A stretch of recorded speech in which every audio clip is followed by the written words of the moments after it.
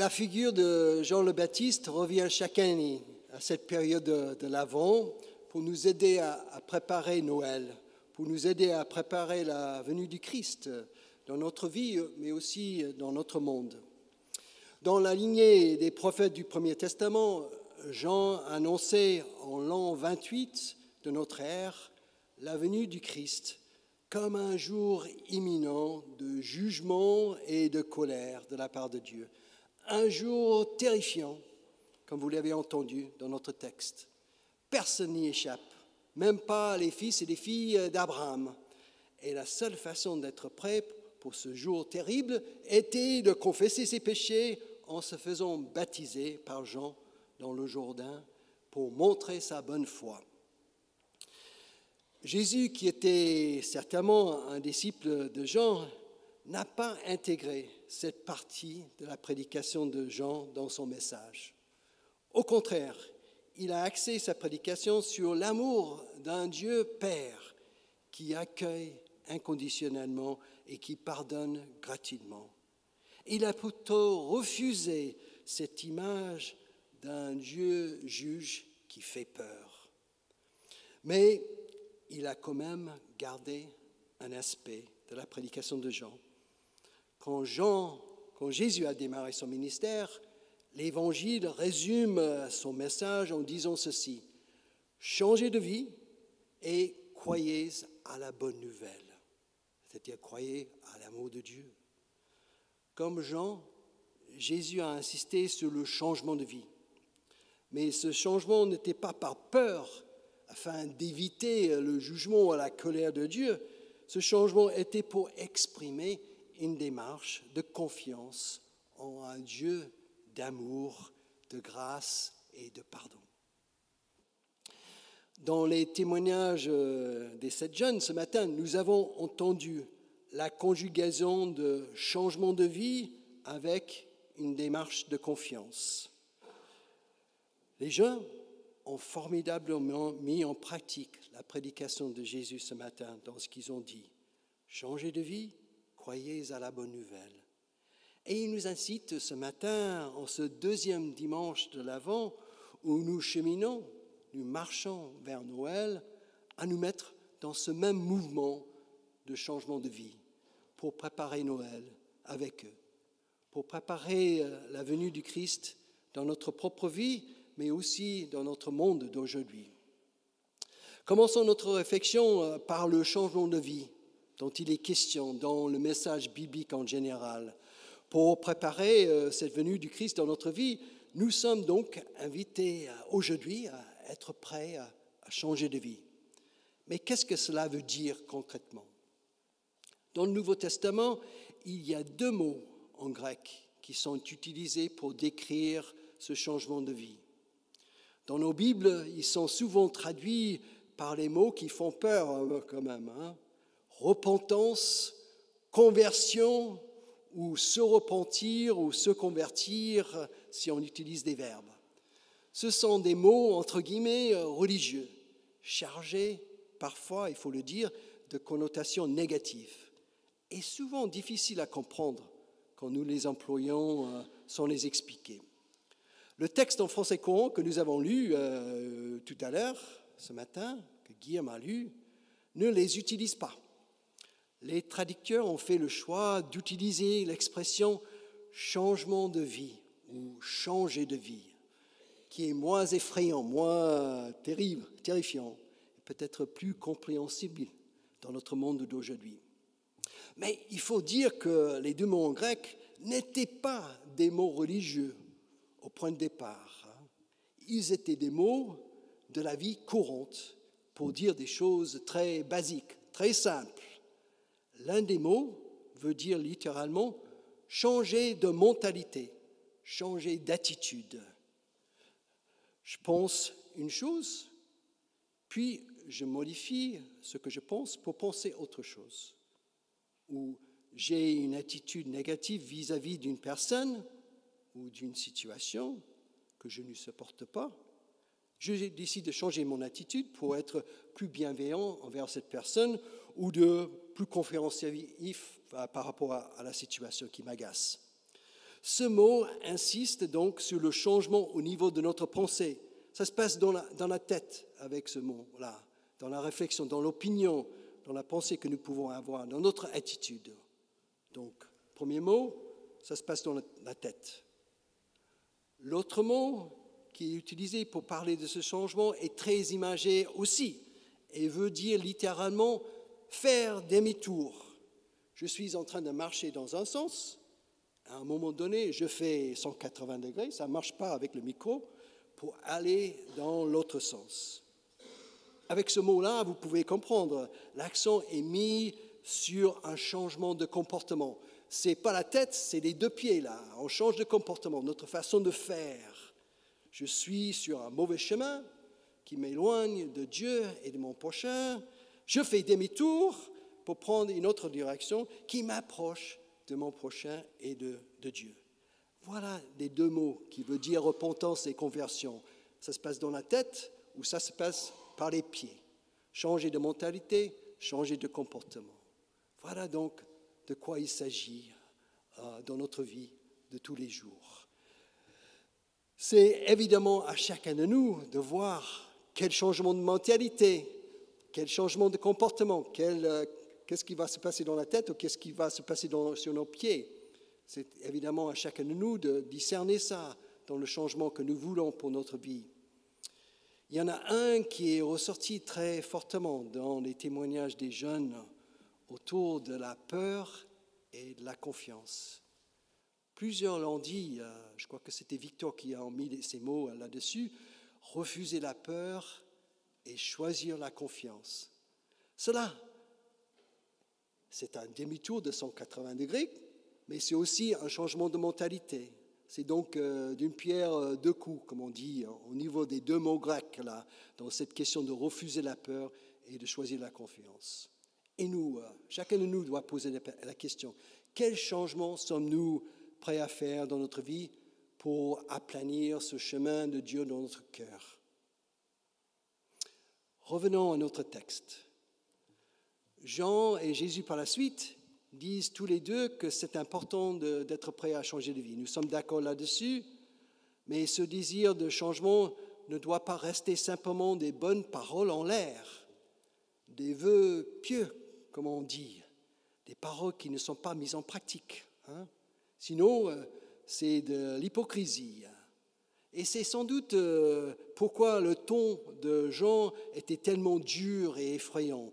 Engeance de vipère, il fallait le dire quand même. Ce n'est pas très sympa d'appeler ses collègues engeance de vipère. Jean en avait sans doute marre de l'hypocrisie de ses compatriotes qui disaient mais qui ne faisaient pas. En tout cas, cela a attiré leur attention et ils lui demandent « Que devons-nous faire ?» Et là, nous voyons clairement que chacun est invité à montrer par ses actes le changement de sa vie. Alors, qu'est-ce que Jean leur demande de faire?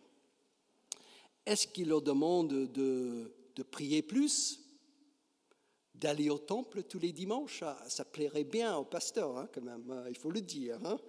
Est-ce que Jean leur demande de donner un gros chèque à notre trésorier à la fin de l'année pour boucler ce budget que nous avons du mal à boucler?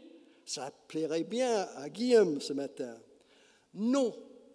Rien de tout cela. Désolé, Guillaume, désolé pour moi aussi. Rien de tout cela.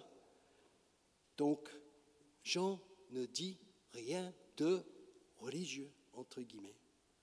Jean dit, et Jésus à sa suite, dit que c'est dans notre vie de tous les jours, dans nos relations avec nos semblables, que le changement de notre vie se montre. C'est là où nous pouvons, en anglais, practice what we preach. J'aime bien ça parce que ça sonne bien en anglais. Practice what we preach. Pratiquer ce que nous prêchons en français. Ce n'est pas une expression courante en français. Jean dit à la foule que celui qui a 2 chemises partage avec celui qui n'en a pas. Que celui qui a de quoi manger partage son manger avec l'autre. Le partage est donc un indicateur de changement de vie. Mais ce n'est pas le seul indicateur. Chacun aura son propre indicateur selon le changement qui est nécessaire dans sa vie. Aux collecteurs d'impôts, Jean dit, n'exigez rien au-delà de ce que vous a été ordonné. Leur indicateur est la probité. Aux soldats, ne faites violence à personne et ne dénoncez personne à tort, mais contentez-vous de votre sol. Leur indicateur est le respect du droit et le refus des abus de pouvoir et de l'extorsion. C'est extraordinaire que nous ayons des exemples concrets de cette époque-là sur la façon de montrer un changement de vie. Et c'est extraordinaire aussi que ça n'a pas beaucoup changé. Ces choses que Jean dit là sont applicables aujourd'hui dans notre monde d'aujourd'hui. Le défi pour nous ce matin est de nous inspirer de ces exemples pour inventer dans notre monde d'aujourd'hui notre propre changement de vie. Cela est super parce que cela est à la portée de nous tous. Nous n'avons pas besoin d'être religieux pour faire cela. Bien sûr, c'est le pasteur qui le dit, bien sûr, prier, participer au culte, réfléchir sur les textes bibliques le dimanche matin avec d'autres, s'engager dans un service au sein de l'Église ou de l'entraide, donner un peu de son argent à l'Église, tout cela pourrait nous inspirer, nous soutenir, nous aider dans notre désir de mettre notre changement en vie, de changement de vie en acte. Mais c'est vraiment lorsque nous sortons de ce temple et entamons notre semaine que ce changement est appelé à s'incarner dans notre quotidien, dans notre mentalité et dans notre comportement pendant la semaine. Comme nous le disons en anglais, j'ai des choses qui me viennent à l'esprit en anglais comme ça ce matin, c'est dans notre quotidien where the rubber meets the road. Where the rubber meets the road. Là où le caoutchouc rencontre la route. C'est pas très joli en français, mais ça se dit couramment en anglais. Where the rubber meets the road. C'est là où on sort de ce temple. Mais qu'est-ce qui va nous aider à tenir notre engagement dans la durée? Les jeunes devant vous ce matin ont dit leur foi et le changement qu'ils souhaitaient dans leur vie. Ils ont pris des engagements forts.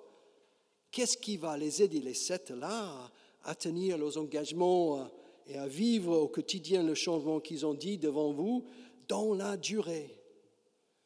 Pour donner quelques pistes, revenons à notre texte une dernière fois pour relever 2 détails intéressants.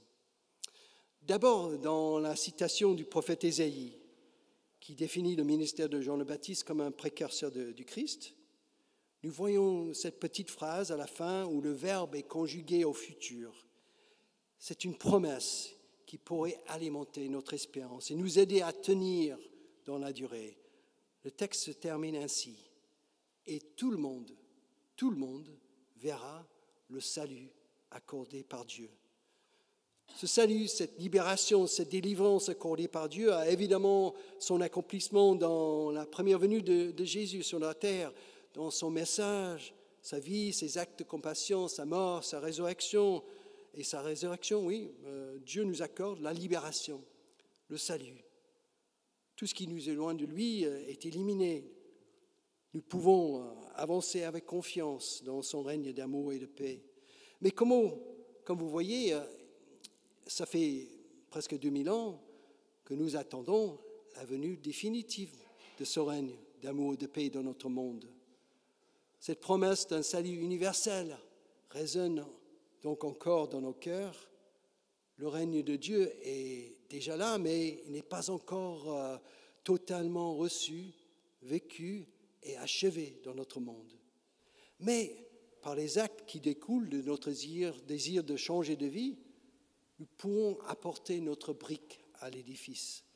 Nous pourrons bâtir ce règne de Dieu, ce règne d'amour et de paix sur notre terre avec Dieu. Ce que nous faisons compte pour Dieu et contribue à la construction de son royaume de paix, d'amour et de justice. Ce tout le monde verra le salut de Dieu pourrait nous donner donc la motivation et l'espérance pour agir dans notre monde. Cela, c'est une première piste. La deuxième piste pour nous aider dans la mise en pratique de notre changement de vie vient de cette affirmation de Jean quand il déclare qu'il n'est pas le Christ, Moi, je vous baptise d'eau, mais celui qui vient, il vous baptisera de l'Esprit Saint et du feu. Cette promesse du baptême de l'Esprit Saint est une formidable moteur pour notre action dans le monde. Nous ne sommes pas seuls, nous sommes accompagnés par l'Esprit de Dieu qui habite au fond de notre cœur.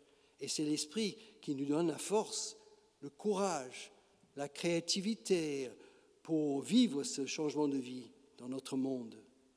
Je ne sais pas si vous avez remarqué ou pas, mais dans la prière de bénédiction tout à l'heure posée sur chaque jeune, j'ai dit « Père, renouvelle dans la vie du jeune le don de ton esprit, afin que toute sa vie soit signe de ta grâce et de ton amour. » Notre baptême reçu dans notre enfance est le signe que cet Esprit de Dieu habite dans notre cœur. Et lors de cette confirmation ce matin, il est question de renouveler quelque chose qui est déjà là au fond du cœur de chacun de ces jeunes, au fond de chacun de nous ce matin. C'est cette présence de l'Esprit qui nous rend forts, qui nous donne courage, qui apaise nos peurs, qui suscite la confiance et qui nous aide à aimer et qui nous donne surtout l'espoir, l'espérance dans notre monde aujourd'hui.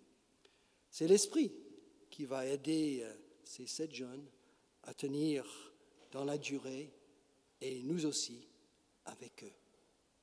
Amen.